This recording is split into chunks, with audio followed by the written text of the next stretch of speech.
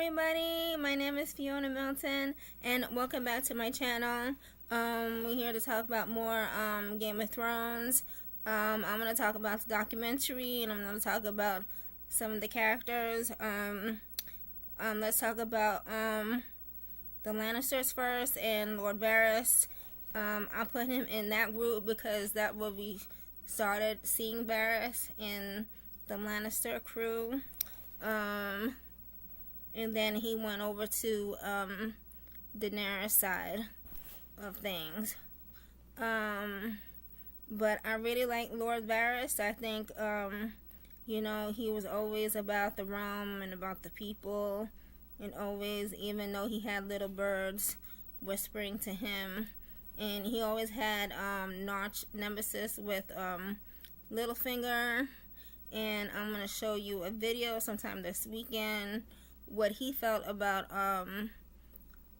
his character, and it should have end up like how he wanted to end up in the end. So I'm going to talk about Cersei. Cersei was not my favorite character, but a great villain.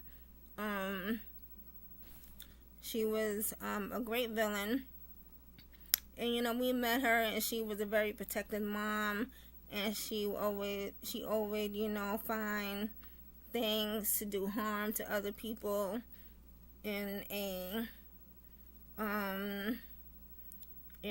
respectful way, like sneaky type of way, and that's what, you know, like how we saw her. And in the end, I think she didn't give two fucks really about, you know, what was the consequences. And you know, she did a lot of wrong to people, and I felt, to me, that she should have had at least a good death scene. Like that whole thing that she died over a bunch of rocks was dumb, and I think she should have died a little bit more graphic than that. Jaime Lannister, you know, he was a villain and then he turned good, and then he turned a villain again, and I felt his character, to me, it really took a turn. Especially the writers really did Jaime Lannister wrong, because the simple fact is that if you cannot just make a person be one way and then the next way he's good. In a couple of seasons, you know, he was good. He was getting into that right road. To me, do I think he should have stayed with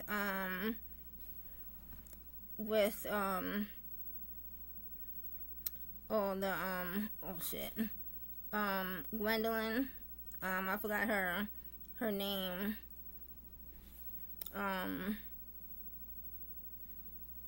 Brienne. Do I think see, this clicked. Do I think Jaime should have stayed with Brienne? No, because I think he should have went back to King's Landing to face Cersei. Not in a lovey-dovey way. It should have been a battle between Arya, because Arya had history with Cersei. It should have been a battle between Cersei and Arya, and then it should have been Euron and Jaime all together. Now, how the hell you gonna fight a man, Euron, and get stabbed? And not once, not mentioning the baby at all. That don't make no sense. And then top of all, if Jaime was a bad fighter, why he lived during that episode. He should have died in the night battle, because he said, I'm not a good fighter like I used to be, but I want to be a part of your team. So you fight very well in that episode, but didn't fight good in that episode, the bells. Like, it don't make no sense. And Tyrion, for me, I really love Tyrion, because Tyrion was all about the knowledge, is all about the books, but for some reason, season 7, because he used to have those comebacks, and he'd be like, listen, this is what it needs to be done, we have to do this. He took an L for me in season 7, and really took a turn for me at 8. Because how the hell you gonna have all that knowledge and all that comeback lines, and you did not do that in those past 2 seasons? And I want to talk about the documentary. I really enjoyed the documentary because it showed, you know, what they go through, how the, you know, the production, the special effects, the horses, how to get everything all together, the locations, the art department, the makeup. They even followed two makeup artists who's a pair, their husband and wife, and they felt bad leaving their daughter. And she said, you know, I did not expect, you know, at least one parent was stayed behind, but they unfortunately had 2. And, you know, sometimes, you know, parents make that sacrifice for their child to make money and do. And I really loved how they explained. And then they also had a person who they was following, how he felt about the show, and saying, you know, the show really saved his life. And he was an extra. And it was interesting to see the first table read until the now table read. You know, I felt, you know, bad for some of the, you know, the characters, because, you know, we see them grow up as young adults and a little bit more older adults. I really enjoyed it. The only 2 people that I do have a problem with about this is the writing. The writing team did not care about, you know, the people or the viewers, about the fans. The only thing they cared about was get in and get the fuck out, and that was it. And it's really a shame, because we grew up with these characters and we love these characters, and especially with Daenerys, Dany. Like, how the hell you gonna have all this good in this character, then all of a sudden she goes bad?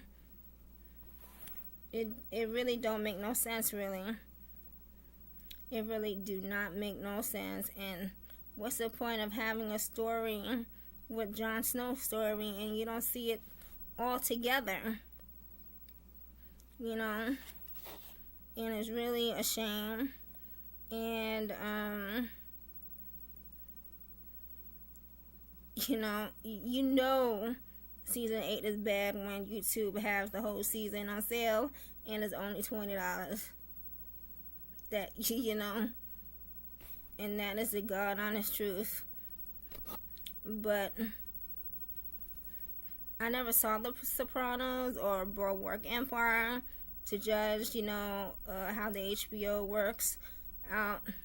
Bad. The only HBO series that I fell in love with and didn't have no problem with their ending was True Blood. True Blood, for me, the beginning to the end, it was perfect for me. But let's see what's gonna happen with the prequels, and hopefully we get news soon. They have some of the characters already who's gonna be playing in their roles, but they don't have the entire cast. So when that happens, I'll be posting something. But thank you for watching, and I hope you having a wonderful day on this Friday. Hopefully I will get in some of these reactions soon. I'm sorry it's taking so long. It's just the whole new thing with the editing is a whole new thing for me, and I'm trying to figure everything out. But I hope you're having a wonderful day. Bye bye.